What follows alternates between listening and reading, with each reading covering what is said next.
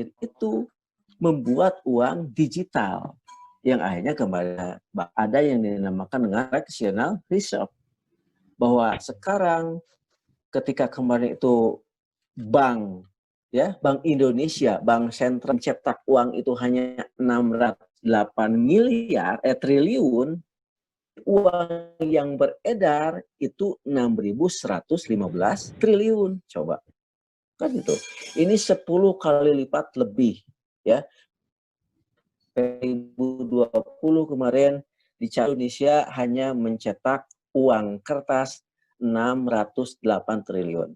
Tapi di catatan seluruh bank itu uang yang beredar 6.115,5 triliun. Loh, ini dari mana? Nah, ini uang zong, uang goib. Terjadinya seperti apa?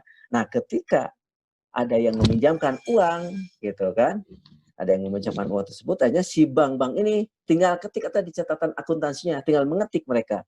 Dipinjamkan ke si A, misalkan uang itu sebetulnya ada 100 juta, atau tadi 600 triliun, atau dimudahkan aja dulu, misalkan 100 juta di bank tersebut, nah bisa dipinjamkan 90%-nya. Dipinjamkan dari uang si A tersebut, dipinjamkan ke si B, dicatatlah 90 juta. Tapi catatan yang asli, jadi bertambah. Uang si A itu 100 juta, uang si B 90 juta, jadi 190 juta. Nah, begitu juga. Kenapa ini bisa bertambah? Karena kan si B nyimpennya di bank-bank itu sendiri. Karena suka ada syarat kalau mau pinjam uang, kredit apa, A, B, C, ya, pinjam uang ke bank, itu harus membuka rekening di bank. Nah, walaupun catatannya tidak membuka rekening di bank, misalkan di transfer ke bank lain, nah tetap ini ada online, ya, online semua. Jadi catatan tadinya 100 juta, uang real dicetak, misalkan bertambah menjadi 90, tambah lagi 80, bisa sampai, makanya ketika catatan di BI mencetak 600 triliun, tapi catatannya menjadi 6.115 triliun. Nah, inilah yang menyebabkan ya nilai mata uang itu terus menurun, dan ini penyebab inflasi. Jadi teman-teman sekalian, penyebab inflasi yang paling besar itu adalah perbankan. Ingat itu. Ya. Selain itu pun ini kan si perbankan menerapkan riba juga. Sudah dipinjamkan misalkan tadi 90 juta, terus bunga misalkan dicatat dipinjamkan kredit selama 5 tahun. 5 tahun per bulan per tahun misalkan 10%. Kali 5 tahun jadi 50%. Jadi catatan di bank 90 juta ini plus bunga 50%, tambah lagi 45 juta. Jadi 135 juta. Terus nambah, jadi bunga berbunga. Nilai mata uang makin bertambah, tapi dicetaknya cuma 600 triliun, terus bertambah, yang akhirnya apa? Ini ketika uang yang beredar makin banyak, maka terjadi inflasi. Belum lagi ditambah dengan bunga, syarat bunga. Jadi maaf ya kepada orang bank, Anda harus mengakui ya bahwa fractional reserve ini adalah penyebab pertama inflasi. Belum ditambah dengan bunga. Dan mohon maaf juga, bank syariah pun sekarang memiliki peran karena tidak ada satupun bank syariah yang tidak terkena jebakan fractional reserve. Ya, ini pencetakan uang zong ketika ada kredit, ketika ada peminjaman ke bank. Karena uang yang beredar itu cuma 608 triliun. Tapi yang dicetak 600 triliun, yang beredar malah 6.100 triliun. Nah ini, jadi sisanya itu 5.500 triliun adalah uang zong, uang goib. Coba periksa di BI, itu cuma 608 triliun yang dicetak. Ini. Nah ini adalah sesuatu kejahatan kapitalisme ya di bidang currency. Ini adalah sesuatu yang sangat mengkhawatirkan. Nah, itu teman-teman sekalian kaitan dengan sejarah kekinian ya. Walaupun kemarin sudah dibahas bahwa bagaimana di zaman bagaimana mau ya, kerajaan Romawi, ketika terus agama-agama lain ya seperti Yahudi jelas di dalam kitabnya, Nasrani pun jelas, dan Buddha, Hindu pun itu seluruhnya condongnya ke situ, penolakan riba.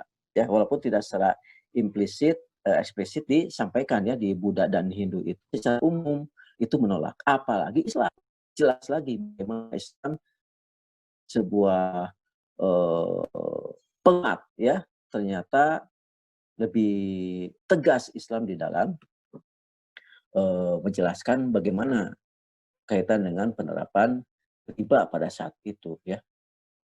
Nah, teman-teman sekalian, nah berikutnya pada sesi ini kita mencoba untuk mengkaji berkaitan dengan lebih khusus bagaimana Islam sikap Islam terhadap riba itu sendiri ya. Bentar saya mencoba untuk share ya, men-share kaitan dengan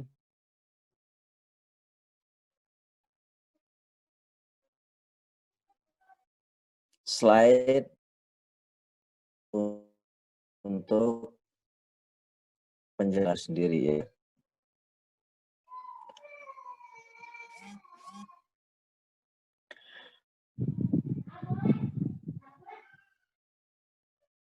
Oke, ini ya teman-teman sekalian. Ini berkaitan dengan sikap Islam terhadap riba ya. Oke. Nah, sikap Islam terhadap riba ini diawali dengan bagaimana kita kembali untuk melihat salah satu ayat Al-Qur'an ya, yaitu dalam hadis ya, salah satu hadis yang kemarin sempat dibahas juga ya oleh kita. Nah, dari Abu Hurairah radhiyallahu anhu, Nabi Shallallahu alaihi wasallam beliau bersabda, jauhilah 7 membinasakan ya. Jelas tampilannya ini.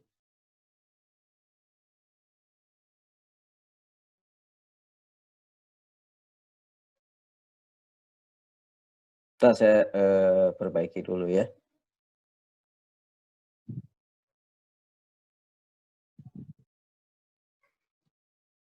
Oke. Jauhilah 7 dosa yang membinasakan. Mereka para sahabat bertanya, wahai Rasulullah, apakah dosa tersebut? Nah, kemarin kan dijelaskan,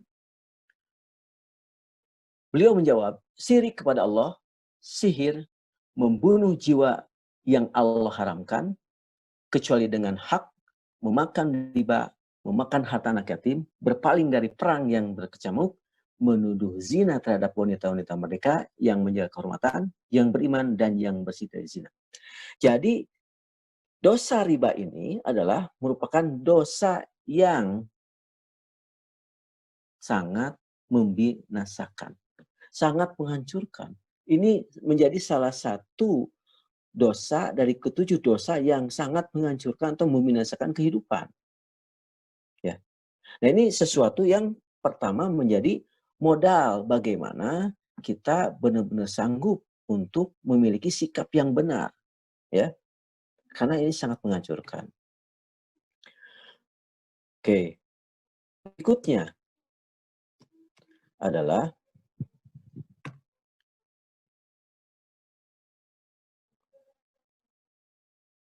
bentar ya.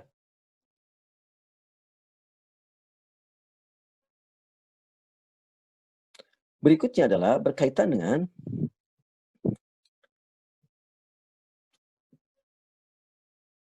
bentar, ini share-nya ada terkendala ya.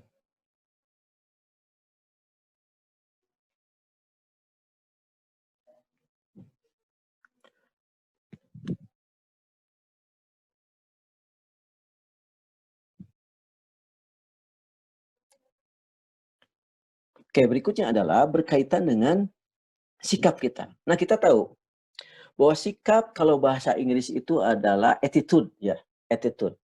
Bahwa attitude adalah merupakan bekal bagi seseorang di dalam menjalani kehidupan. Kita tahu bahwa ada 4 hal yang harus dimiliki ya, yang harus dimiliki oleh seorang secara umum dalam menjalani kehidupan. Yang pertama adalah knowledge, ya, ilmu pengetahuan. Bagaimana kita sanggup untuk meningkatkan berbagai ilmu yang dibutuhkan oleh kita dalam menjalani kehidupan. Yang kedua adalah skill, ya.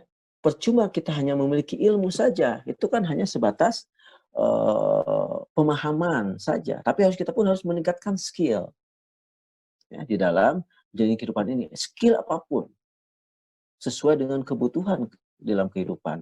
Yang ketiga adalah attitude. Ya. Bagaimana attitude atau ini sikap. Nah, sikap ini secara umum adalah pernyataan evaluatif terhadap objek, orang, atau peristiwa. Yang mana hal ini mencerminkan perasaan seseorang terhadap sesuatu.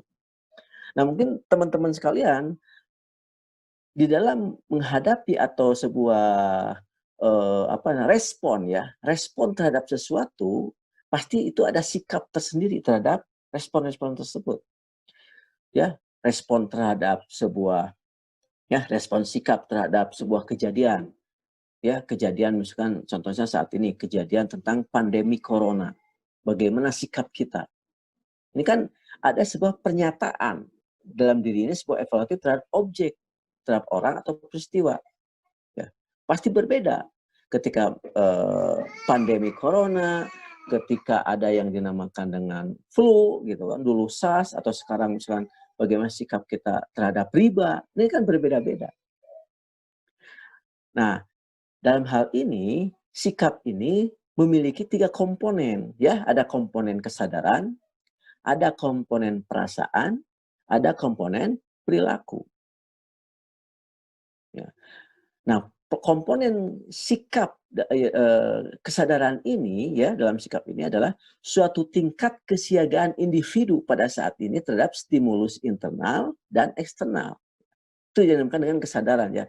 Jadi kesadaran komponen sikap dalam bentuk kesadaran ini adalah merupakan sebuah tingkat kesiagaan kita terhadap individu ya, atau mungkin kelompok juga ada terhadap stimulus ya, rangsangan stimulus ya, internal maupun eksternal gitu. Komponen yang kedua adalah perasaan. Ini adalah keadaan yang dialami oleh setiap individu atau kelompok ya, sebagai bentuk proses akibat dari persepsi tindakan yang mempengaruhinya. Ini ya. Kok tadi kesiagaan, ini keadaan yang dialami oleh individu sebagai proses dari persepsi tindakan. Yang ketiga adalah perilaku. Inilah semua kegiatan atau aktivitas manusia, baik yang diamati langsung maupun yang tidak diamati oleh pihak luar. Ya. Ini hanya menyampaikan definisi aja dulu saya ya, kaitan dengan sikap. Bahwa sikap itu memiliki 3 komponen. Ya. Attitude itu memiliki 3 komponen. Baik itu kesadaran, yang kedua adalah perasaan, dan yang ketiga adalah perilaku. Itu. Nah, berikutnya adalah berkaitan dengan riba. Kembali kepada definisi riba itu sendiri. Nah, riba kemarin sudah dibahas oleh kita bahwa secara umum definisi riba itu adalah ya, arti riba itu ziyadah, tambahan atau al-irtifa, itu peningkatan gitu ya. Nah, definisi umum yang mungkin ini kita ambil dalam salah sebuah kaidah yang bentuknya adalah kullu qardin jaro manfaatan fahuwa riba. Setiap pinjaman yang memberikan manfaat adalah riba. Ini sebetulnya ungkapan atau matan dari sebuah hadis. Cuman hadisnya ini doif, ya, hadisnya doif. Tapi walaupun hadisnya doif, tapi secara makna ini sahih, ya. Maksudnya apa? Maksudnya adalah ini didukung oleh definisi-definisi lain yang ada di dalam kaidah-kaidah atau keterangan dalil-dalil yang lain. Di satu sisi ini merupakan hadis doib, tapi di sisi lain maknanya sahih karena sesuai dengan kaidah-kaidah yang ada dalam dalil-dalil lain ya. Jadi sah kita pakai kaidah ini ya. Kullu qardin jaro manfaatan fahuwa riba. Setiap pinjaman yang memberikan manfaat adalah riba. Nah ini dijelaskan pula di dalam oleh beberapa ulama ya, bahwa yang dinamakan riba atau utang yang ya, baik itu yang orang yang memberikan utang sebagai kan itu sendiri. Katakan itu hukum Islam atau syarak adalah setiap kelebihan tambahan pada harta pokok tanpa memulai akad jual beli. Jadi enggak jelas, tidak ada jual beli pada saat itu, tapi tahu-tahu minta pengembalian yang lebih. Ini kan jarok tadi, gitu kan, ajiadah tambahan, gitu. Terus Ibnu Arabi pun menyatakan demikian, riba adalah kelebihan atau tambahan. Sedang yang dimaksud dengan riba dalam Al-Quran adalah setiap kelebihan atau tambahan yang tidak ada imbalannya, tidak ada persamaannya. Ini kenaikannya itu dari mana? Dari kegiatan apa? Kan ini nggak jelas, gitu ya. Jadi harus ada kegiatan bisnisnya jelas. Ini dihubungkan.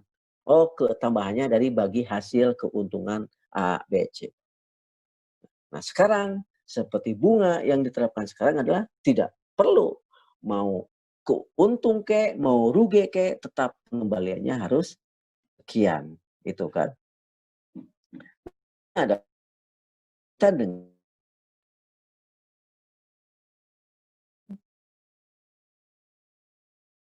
manusia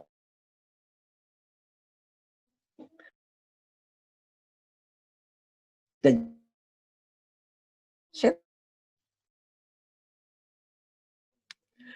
Nah di surah Al-Baqarah ayat 168 tersebut nyatakan bahwa kepada manusia diperintahkan untuk memakan atau mencari harta itu dengan cara yang halal. Halalan thayyiban. Halal lagi thayyib. Halal itu berarti sesuai dengan aturan Allah. Thayyib itu berarti memberikan manfaat yang banyak. Ini yang dimaksud dengan halalan thayyiban. Cuman di ayat tersebut Allah Subhanahu wa taala memerintahkan wala tatabi'u khutuwati syaiton dan janganlah kalian mengikuti langkah-langkah setan. Artinya teman-teman sekalian, secara logika ketika Allah Subhanahu wa taala memerintahkan kepada kita untuk mencari harta itu dengan halalan thayyiban, ya. Kalau dihubungkan dengan riba, berarti yang melaksanakan riba itu adalah sedang mengikuti langkah-langkah setan. Bahkan kalau kita fahami, ya kalau di ayat lain menyatakan bahwa para ketika Allah mengutus para nabi itu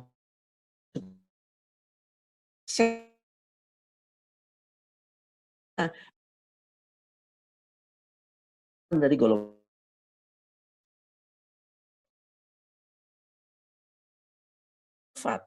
yang menempel pada makhluk, bukan makhluk itu sendiri.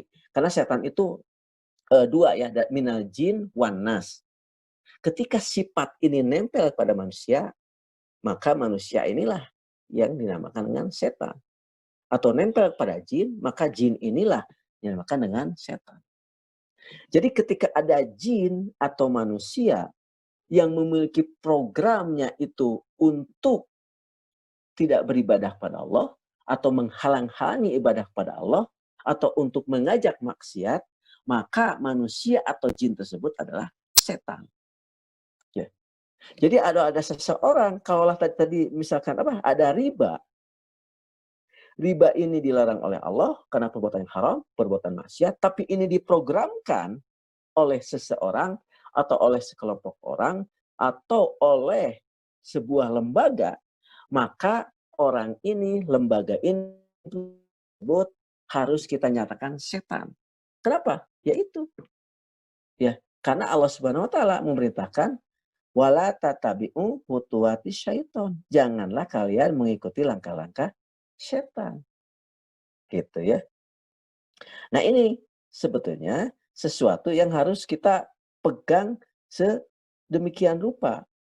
Bahwa wala tatabi'u khutuwati syaiton di sini merupakan sesuatu yang benar-benar perintah Allah Subhanahu wa taala supaya kita pun tidak termasuk menjadi orang-orang atau makhluk yang melakukan aktivitas jahat dan keji. Ya. Jadi perbuatan maksiat itu perbuatan yang jahat dan keji. Karena itu perbuatan setan. Artinya ketika ada program ribawi ya yang dilaksanakan oleh seseorang, maka orang tersebut sedang melakukan sebuah kejahatan. Yang sedang melakukan sebuah kekejian. Ini yang harus dijadikan sebuah keyakinan yang kuat pada diri kita supaya benar kita benar-benar menghadapi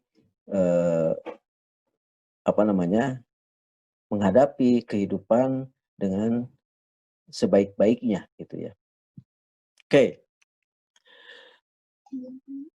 Nah, untuk mempertegas sikap kita, teman-teman sekalian, sebetulnya di dalam penerapan pelarangan riba itu ya, Islam memberikan 4 tahapan ya. Tahapan di dalam pelarangan riba itu ada 4 ya. Nah, tahapan yang pertama adalah bagaimana Allah Subhanahu wa taala melarang saya buka dulu ya, saya share nih. Saya share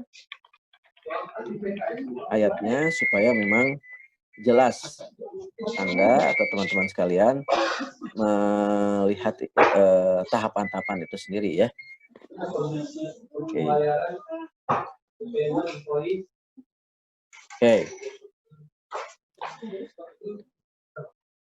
Oke. Tahapan yang pertama itu adalah yang dinyatakan oleh Allah Subhanahu wa taala di dalam surah Ar-Rum. Allah Subhanahu wa taala menyatakan secara nasihat bahwa Allah tidak menyenangi orang yang melakukan riba.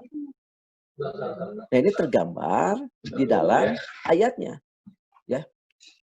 Dan sesuatu riba tambahan yang kamu berikan agar dia bertambah pada harta manusia, maka riba itu tidak menambah pada sisi Allah.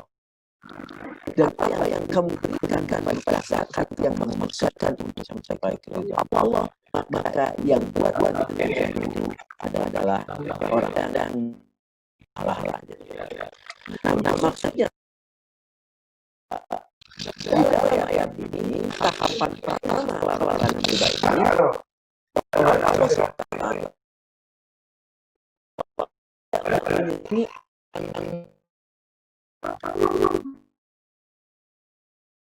jangan jauhkan riba. Di sini Allah menolak anggapan bahwa di zaman riba itu yang mereka anggap untuk menolong manusia merupakan cara untuk mendekatkan diri pada Allah.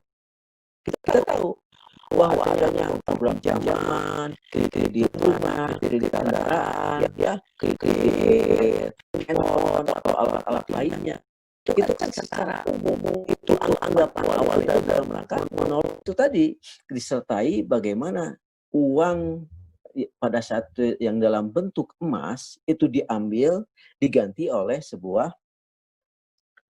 kwitansi ya yang berkembang saat ini seperti yang teman-teman pegang. Ada yang Rp2.000, ada yang Rp5.000, Rp10.000 sampai Rp100.000. Itu sebetulnya dulu fungsinya adalah sebagai kwitansi kepemilikan emas pada saat itu. Ya, ada yang nitip 1 kilo, 2 kilo, mungkin ada yang setengah kilo dan lain sebagainya. Itu dibuatlah kwitansi kepemilikan emas ya, itu dititipkan di bank gitu. Namun pada kenyataannya karena perkembangan pemikiran yang liar, akhirnya para bankir ini membuat sebuah terobosan, tapi terobosan yang gila gitu ya. Terobosannya bahwa itu tidak akan merubah kondisi kehidupan manusia menuju ke arah yang lebih baik. Ya, ini adalah pemahaman yang salah bagi orang-orang. Bahkan di sini Allah menolak anggapan bahwa pinjaman riba yang mereka anggap untuk menolong manusia merupakan cara untuk mendekatkan diri kepada Allah. Padahal ini bakal membinasakan. Ya, tidak akan bertambah. Bahkan akan membinasakan. Makanya ketika bank mengucurkan dana untuk kredit A, pinjaman ini, pinjaman itu sebetulnya membinasakan, menghancurkan. Seperti yang dilakukan dalam hadis, itu termasuk pada 7 daripada 7 dosa yang menghancurkan. Oke. Berikutnya. Tahapan berikutnya. Ya. Ini tahapan yang kedua. Pada tahap kedua ini dalam surah An-Nisa, riba digambarkan suatu pekerjaan yang apa? Pekerjaan yang benar-benar zolim, ya. Bahwa di ayat ini saya bacakan ya, maka disebabkan kezoliman orang-orang Yahudi, kami haramkan atas mereka memakan makanan yang baik-baik yang dulunya dihalalkan bagi mereka. Dan karena mereka banyak menghalangi manusia jalan Allah. Dan disebabkan mereka memakan riba, padahal sesungguhnya mereka telah dilarang daripadanya. Dan karena mereka memakan harta orang dengan cara yang batil, kami telah menyediakan untuk orang-orang yang kafir di antara mereka itu siksa yang pedih. Nah, di ayat ini, dalam surah An-Nisa ayat 160-161 ini, riba digambarkan sebagai sesuatu pekerjaan yang zolim dan batil. Dalam ayat ini Allah menceritakan balasan siksa bagi kaum Yahudi yang melakukannya. Ya. Nah, persoalannya begini, orang-orang Yahudi pada saat itu memang meyakini bahwa riba itu merupakan sebuah upaya mengambil harta dengan cara yang batil dan zolim. Tapi itu bagi di antara mereka, bagi orang-orang Yahudi. Ya. Tapi ketika keluar orang Yahudi, itu mereka menerapkan seperti itu. Ya. Bagi diri mereka, kelompok mereka, ya, itu memang diharamkan, tapi keyakinan mereka kalau ke orang lain itu boleh. Nah ini sebetulnya ya, itu yang diterapkan sampai detik ini. Sampai detik ini itu demikian, ya. Orang-orang yang Yahudi yang memegang pegangan itu masih tetap bagi mereka tidak ada riba. Pinjaman aja. Dikembalikan pokoknya gitu kan. Tapi kepada non-Yahudi, orang luar mereka terapkan bunga atau riba. Nah ini teman-teman sekalian kaitan dengan tahap kedua. Yang pertama, Allah hanya menyatakan bahwa riba itu tidak menambah harta orang lain. Bahwa riba itu bukanlah sebuah untuk menolong orang lain. Kata Allah, malah itu akan merugikan orang lain. Hanya seperti itu saja tahapan pertama. Tapi di tahapan kedua, ini mulai ada sebuah pernyataan bahwa menerapkan riba itu adalah perbuatan zalim dan batil. Gitu ya. Nah, sedangkan untuk tahapan yang ketiga, Allah Subhanahu wa taala sudah mulai lebih tegas lagi.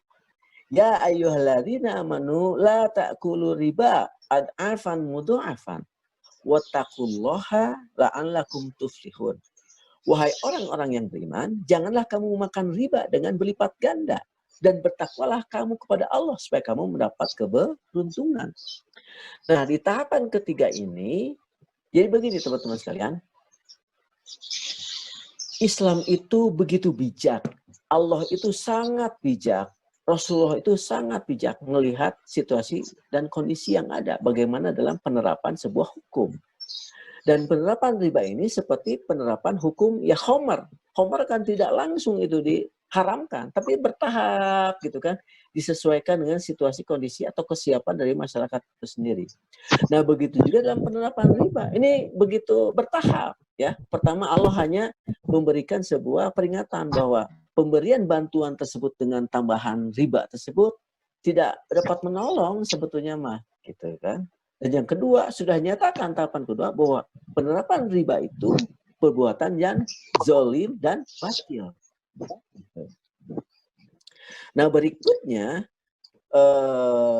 di tahapan yang ketiga, Allah Subhanahu wa taala menyatakan bahwa wahai orang-orang yang beriman, janganlah kamu makan riba dengan berlipat ganda. Dan ini adalah tahapan yang ketiga, ya. Karena pada saat itu orang-orang Yahudi itu penerapan ribanya itu makin berlipat itu, berlipat ganda, ya. Seperti itu. Dan ini menambah kerusakan di dalam kehidupan perekonomian pada saat itu. Nah, akhirnya Allah Subhanahu wa taala menegaskan kaitan dengan bagaimana kepada orang-orang beriman, ya ayyuhalladzina amanu la ta'kulu riba ad'afan mudha'afan wattaqullaha la'allakum tuflihun. Ini tahapan yang ketiga, ya. Menggambarkan kebijaksanaan Allah Subhanahu wa taala yang melarang sesuatu yang telah mendarah daging pada masyarakat zaman jahiliyah pada saat itu. Ya. Nah, namun persoalannya teman-teman sekalian, saat ini masih juga ada yang memiliki pemahaman bahwa yang dinamakan riba itu asal tidak berlipat ganda. Nah, sebetulnya ini belum selesai, ya, belum selesai. Ini baru tahapan ketiga. Memang berlipat ganda itu lebih jahat lagi gitu kan. Hanya sekian persen, 10%, 15% itu kan belum berlipat ganda. Tapi saat ini mana ada sih bank yang menerapkan selama 1 tahun itu bunganya itu 100%. Tidak ada kan. Rata-rata kan 10%, 15% gitu. Demikian. Nah, ketika ada yang pemahaman bahwa yang tidak diperbolehkan itu adalah ad'afan mudha'afan, yaitu yang berlipat ganda, nah ini belum selesai. Ya, karena ini ada tahapan yang ketiga yang Allah langsung menegaskan di dalam surah Al-Baqarah ayat 275 sampai 279. Bahwa di ayat atau dalam surah Al-Baqarah ini bahwa isinya adalah tentang pelarangan riba secara tegas, jelas, pasti, tuntas, dan mutlak mengharamkannya dalam berbagai bentuknya. Tidak dibedakan besar kecilnya. Mau besar, mau kecil, itu bunga, itu tetap dinyatakan haram. Karena prinsip tadi bahwa yang dinamakan bunga itu adalah ajiyadah. Riba itu adalah tambahan ajiyadah.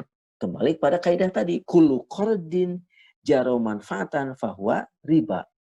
Setiap pinjaman yang memberikan manfaat lebih bagi yang meminjamkannya fahuwa riba. Jadi di ayat ini dinyatakan bahwa pelaku riba telah melakukan kriminalisasi. Ya. Dalam ayat ini nyatakan telah melakukan kriminalisasi. Makanya ada yang menyatakan maka Allah akan memerangi orang-orang yang menjadi pelaku riba. Ya, di situ. Nah, ini Allah memusnahkan riba dan menyuburkan sedekah. Gitu ya. Ini merupakan ayat yang menyatakan tahapan keempat atau tahapan terakhir yang menjadikan sebuah kejelasan bahwa riba merupakan sesuatu yang haram. Tegas, jelas, pasti, dan tuntas. Mutlak ini sudah diharamkannya dalam berbagai bentuknya. Jadi begitu, ya sudah jelas tahapannya. Tahapan dari hanya sebatas memberikan sebuah penjelasan bahwa riba itu tidak menambah harta yang diberi pinjaman. Dan itu bukan sebuah pertolongan. Karena itu tidak akan menambah di sisi Allah. Yang kedua, mulai di situ nyatakan bahwa perbuatan riba itu merupakan perbuatan yang zalim dan batil, gitu ya. Yang ketiga, karena makin merajalela riba tersebut, makin berlipat ganda, keluarlah surah Al-Imran tadi bahwa janganlah kalian mengambil riba secara berlipat ganda. Nah, berikutnya ditegaskan tuntas yaitu dalam surah Al-Baqarah ayat 275 sampai ayat 279. Nah, ini keempat tahapan yang menjadi bahan bagi kita bahwa sudah tuntas, tegas ya, riba itu dilarang dalam berbagai bentuk, baik itu sedikit bunganya atau apalagi besar. Nah, ini buktinya ada sebuah kejadian ya. Ahli-ahli tafsir menyebut pada saat itu ada yang dinamakan dengan Bani Amr bin Umar dari suku Sakib dan Bani Al-Mughirah dari suku Makhzum. Ketika di masa jahiliyah terjadi hutang piutang riba. Kemudian Islam datang. Nah, suku Sakib ini akan menuntut kekurangan riba yang belum dilunasi ya oleh Bani Mughirah.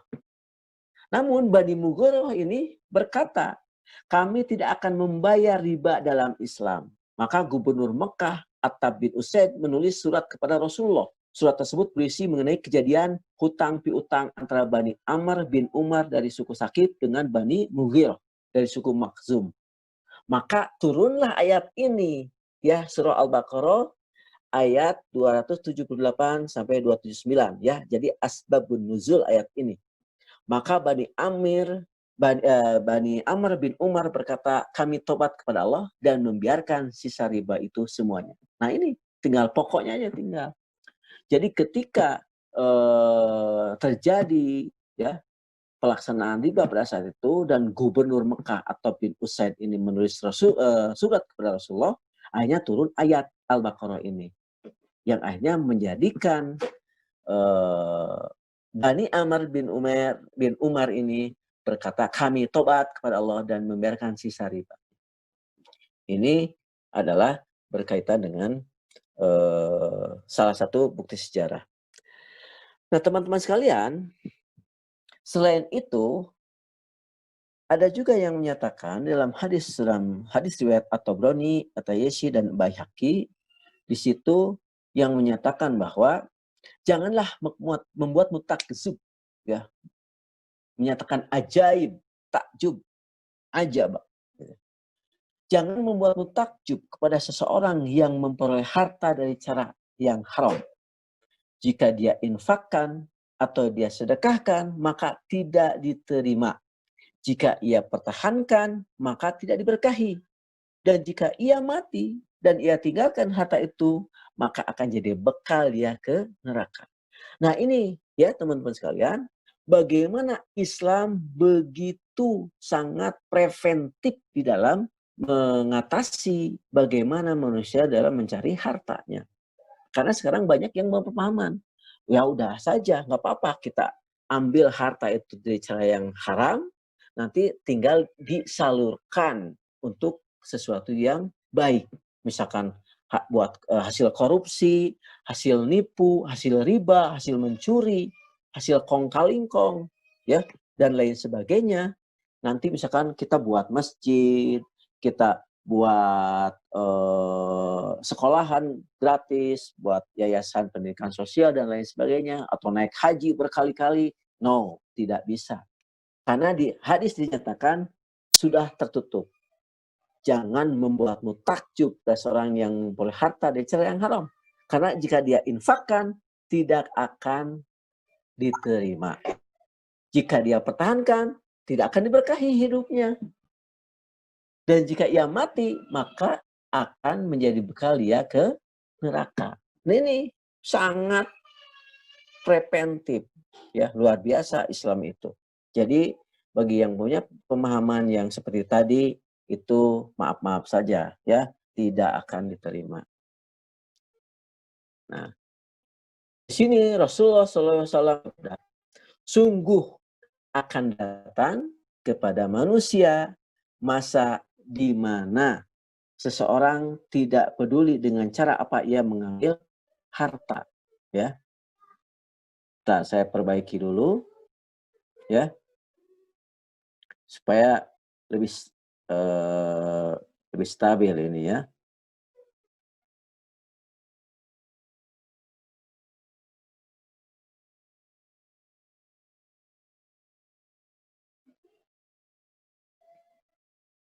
Oke ya. Sungguh akan datang kepada manusia masa di mana seseorang tidak peduli dengan cara apa ia mengambil harta, apakah cara itu halal ataupun haram. Dan ini sudah terjadi, terbukti saat ini ya, seperti itu.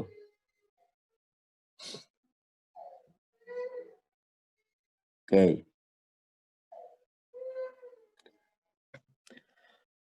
Nah ini, ada ayat-ayat ya yang mungkin tadi sudah saya sampaikan kaitan dengan bagaimana bahwa orang yang mengambil riba berdirinya melainkan seperti berdirinya orang yang kemasukan setan. Ya. Ini ada juga ya kaitan dengan 1 dirham dari transaksi riba lantas dimanfaatkan oleh seseorang dalam keadaan dia mengetahui bahwa itu dari riba, maka lebih besar dosanya dari sisi Allah dari berzina 36 kali. Ini kan 1 dirham itu saat ini sekitar 70.000 rupiah lah. Ya.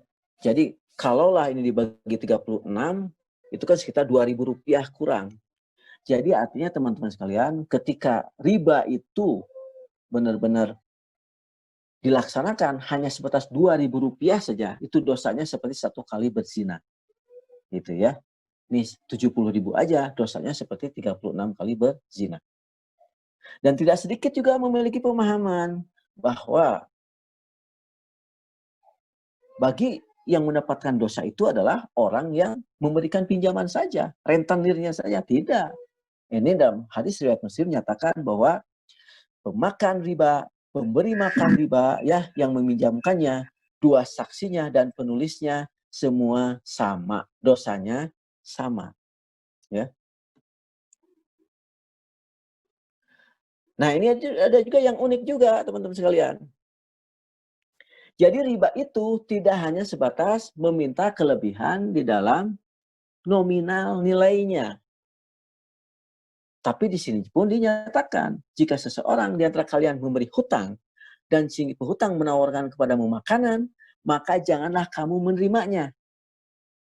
Misalkan Anda diberi Anda mendapatkan pinjaman, ya. Teman-teman sekalian mendapatkan pinjaman atau teman-teman sekalian meminjamkan uang lah kepada teman. Tapi teman yang mendapatkan pinjaman tersebut akhirnya, oke, dikarenakan kamu ngasih pinjaman ke saya, akhirnya akan aku traktir kamu makan. Nah, ini bahaya. Ya. Makanan yang ditawarkan tersebut, makanan atau traktiran tersebut adalah riba. Atau bahkan begini, jika penghutang menawarkan tunggangan, nah dikarenakan kamu ngasih pinjaman ke saya, udah saya anterin deh pulang ke rumah, nggak perlu naik Grab, gitu kan? Kasih tunggangan dianterin gitu kan? Nah maka tunggangan tersebut, mengantarkan tersebut adalah riba. Ya, kecuali saling mentraktirnya, saling antara mengantar, saling memberikan tunggangan, itu sudah terjadi, sebelumnya sudah biasa terjadi, maka itu tidak mengapa.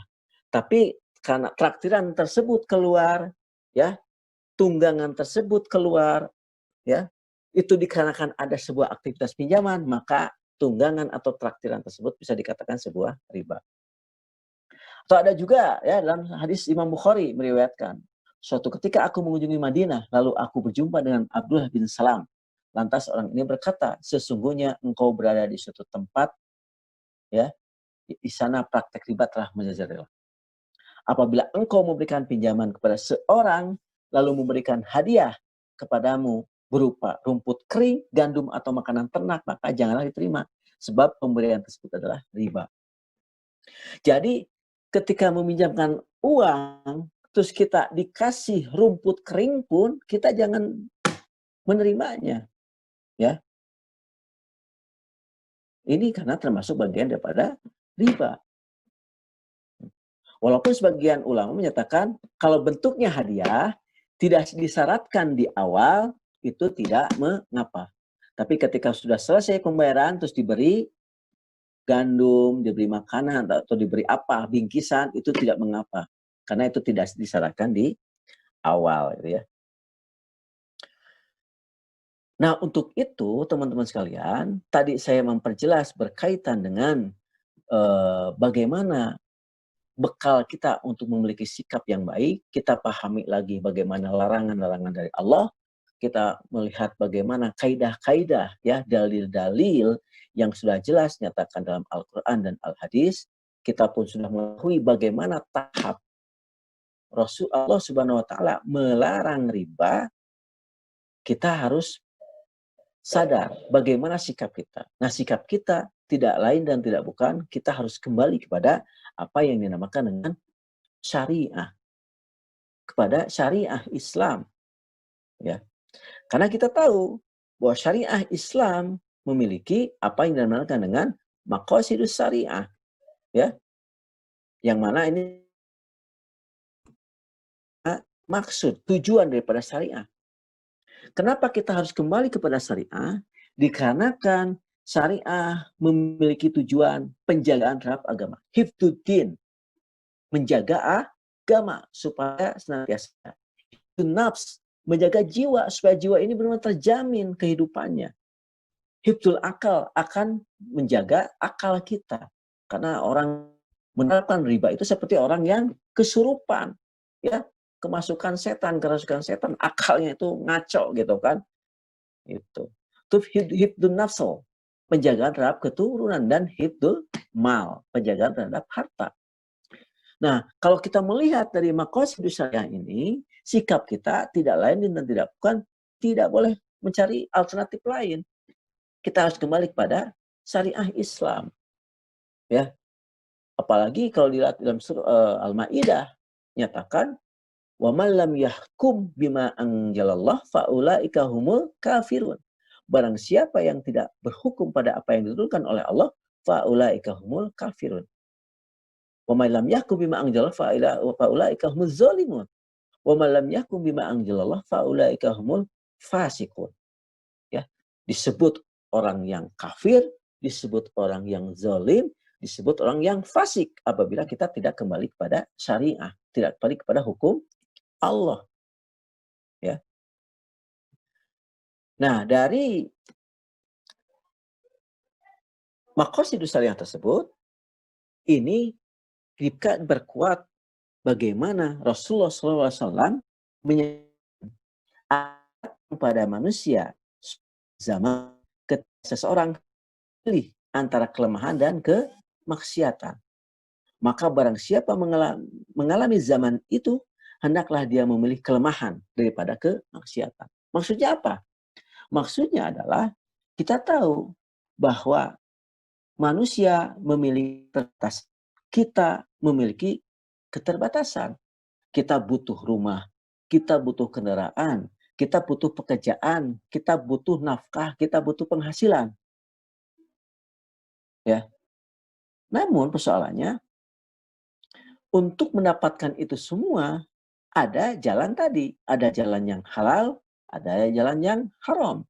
Jalan yang haram dikatakan sebagai kemaksiatan. Maka apabila hal-hal tadi, kebutuhan-kebutuhan tadi dilakukan dengan cara yang haram, dengan cara maksiat, maka itulah sangat berbahaya.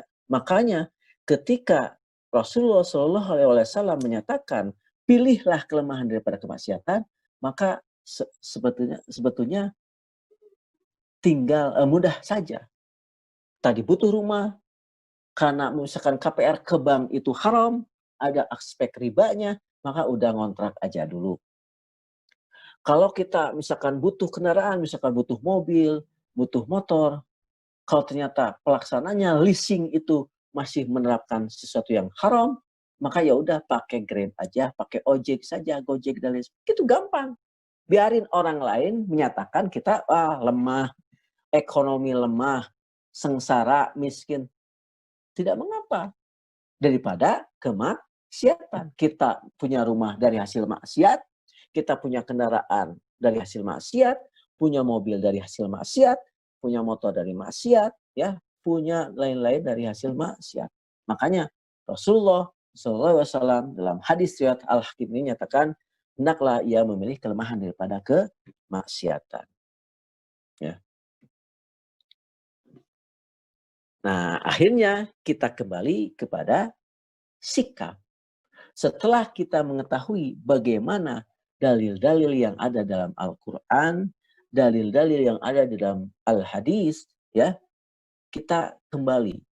Bagaimana ternyata Islam itu begitu tegas, ya, tuntas mensikapi tentang riba itu sendiri. Nah, tinggal bagaimana kita sebagai seorang muslim, sebagai orang yang mengaku menjadi hamba Allah, mengaku sebagai umatnya Rasulullah, mengambil sikap yang tegas dan tuntas. Kita benar-benar harus sadar, ya, bagaimana perasaan kita, bagaimana perilaku kita di dalam menyikapi tentang riba itu sendiri. Artinya harus sinkron dengan yang dinamakan dengan apa-apa yang disampaikan oleh Allah dan Rasul-Nya. Ya. Jadi kesinkronan ini benar-benar harus terjadi. Bagaimana kita, ya, sikap kita, ya, yang 3 komponen tadi kaitan dengan kesadaran kita. Sadar nggak kita sih, gitu kan? Dengan berbagai hal yang ada. Sadar nggak? Terus perasaan kita bagaimana? Ketika kita sudah tahu dalilnya, bagaimana Allah menjelaskan di dalam Al-Quran, sampai 4 tahapan penerapannya itu, ya. Baik itu tahapan yang pertama sampai keempat, ya. Itu begitu bijak sekali Allah Subhanahu wa taala. Sampai saat ini bagaimana kita benar-benar mampu, ya. Bagaimana sih perasaan kita? Apalagi melihat situasi kondisi yang saat ini real. Begitu banyak orang yang terjerat oleh riba. Bagaimana orang-orang yang disita kekayaannya dikarenakan aktivitas ribawi. Nah, bagaimana liciknya, bohongnya dunia perbankan dalam menerapkan fractional reserve. Sampai-sampai BI itu hanya menciptakan atau mencetak uang 600 triliun, tapi bank-bank yang ada di sekitar kita, baik itu bank plat merah atau bank plat hitam, atau bank plat kuning, ada nggak ini? Itu benar-benar menciptakan atau mencetak uang digital, atau saya sebut uang zong, uang goib, gitu ya. Nah, ini sikap kita bagaimana? Kesadaran kita itu seperti apa? Muncul nggak kesadaran untuk menghindari itu? Perasaan kita, muncul nggak perasaan untuk benar-benar ini memiliki perasaan negatif terhadap apa-apa yang terjadi? Terus yang ketiga adalah, komponen yang ketiga adalah perilaku kita. Bagaimana kita benar-benar sanggup menerapkan ketiga komponen tersebut, ya. Bagaimana kita benar-benar memiliki kesadaran yang baik, ya, terhadap apa-apa yang terjadi, khususnya dalam hal ribawi.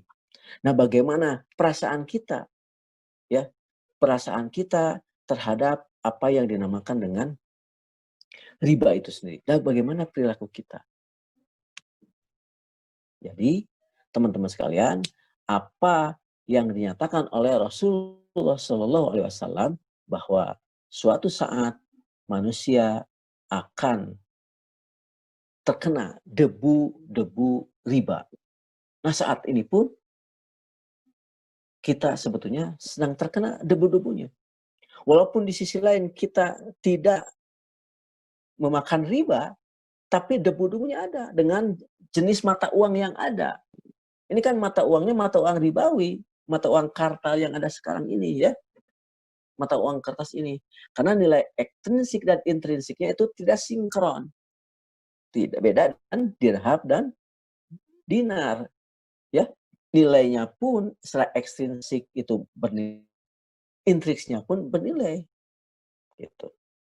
Nah, makanya teman-teman sekalian, dengan melihat situasi ada, bagaimana kita sanggup mensikapi dengan baik untuk meningkatkan kesadaran kita, perasaan kita, perilaku kita.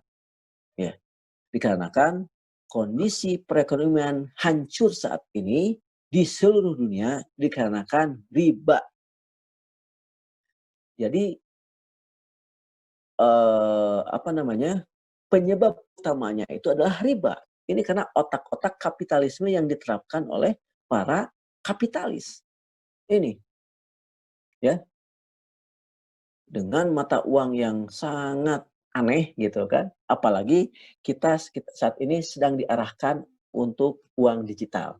Akan lari kepada cryptocurrency ya. Karena ini orang-orang yang sedang ya elit global ya, elit global ini mengharapkan bahwa tidak ada lagi yang dinamakan dengan uang kartal. Yang ada itu adalah cryptocurrency, uang digital. Dan sekarang sudah mulai merebak ya. Selain sekarang pun sudah ada, bank-bank itu kan mencetak uang digital. Nah, suatu saat memang semuanya resmi digital. Itu kan target mereka. Nah, ini bagaimana kita benar-benar sanggup sedemikian rupa sikap kita yang baik dalam menghadapi pandemi riba.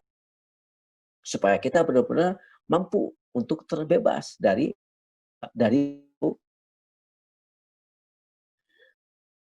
teman sekalian, sharing pada kesempatan saat ini dan apa yang disampaikan bisa menambah ya hasanah atau pengetahuan kita kaitan dengan berbuat amalah tentang bahaya riba dan bagaimana dengan dalil-dalil yang ada, kaidah-kaidah yang ada baik itu dalam Al-Qur'an dan hadis kaitan dengan sejarah penerapan riba itu sendiri dan kenyataan kekinian pun ini bisa menambah perbaikan sikap kita ya, kesadaran kita, perasaan kita, perilaku kita. Bagaimana kita sanggup memiliki sikap ya, memiliki kesadaran, memiliki perasaan, memiliki perilaku selayaknya seorang muslim, selayaknya hamba Allah. Di sini kita benar-benar harus memiliki sebuah program yang mungkin nanti kita coba bahas di kajian tema yang ke-7 ya, perang melawan pandemi riba. Itu akan kita bahas bagaimana kita harus memiliki program yang jelas di dalam kehidupan kita.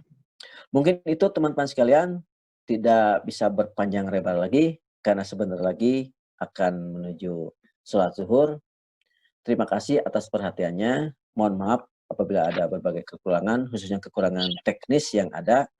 Mudah-mudahan bisa menjadi upaya bagi kita dalam mengisi Ramadan ini meningkatkan keimanan dan ketakwaan kita kepada Allah Subhanahu wa taala dan menambah amalan saum kita.